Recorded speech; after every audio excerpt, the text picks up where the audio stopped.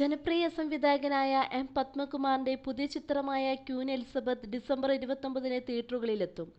Queen എലിസബത്തിലൂടെ മലയാള സിനിമയിലേക്ക് ശക്തമായ തിരിച്ചുവരവ് നടത്തുകയാണ് നടി മീര ജാസ്മിൻ. കർക്കശക്കാരിയായ ബോസായി മീരയും പ്രണയിക്കാൻ നടക്കുന്ന നരേനുമാണ് ചിത്രത്തിൽ കാണാൻ കഴിയുക. അച്ചുവിന്റെ അമ്മ, മിന്നാമിന്നിക്കൂട്ടം എന്നീ സിനിമകൾക്ക് ശേഷം നരേൻ മീര ജാസ്മിൻ താരജോഡികൾ രസിപ്പിക്കാൻ വരുന്നു. മികവുറ്റ സിനിമകൾ സമ്മാനിച്ച സംവിധായകൻ എം പത്മകുമാറിന്റെ കരിയറിലെ ചിത്രങ്ങളിൽ നിന്ന് വ്യത്യസ്തമായി ഒരുക്കുന്ന സിനിമ കൂടിയാണ്. ഇന്ന് സമൂഹത്തിൽ നടക്കുന്ന പ്രാധാന്യമുള്ള വിഷയം ഫാമിലി ഡ്രാമയായിട്ടാണ് ക്വീൻ എലിസബത്തിലൂടെ അവതരിപ്പിക്കുന്നത്.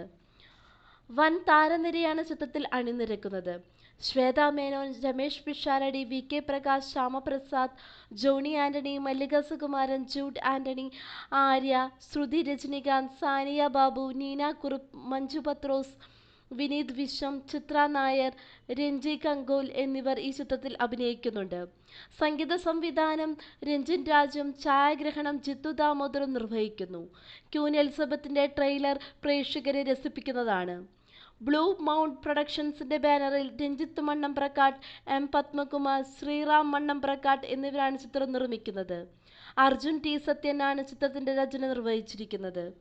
പുതിയ വാർത്തകൾ അറിയാനായി ഈ ചാനൽ സബ്സ്ക്രൈബ് ചെയ്യുക. ചാനൽ ഇഷ്ടപ്പെട്ടെങ്കിൽ ലൈക്ക് ചെയ്യുക, ഷെയർ ചെയ്യുക, കമന്റ് ചെയ്യുക.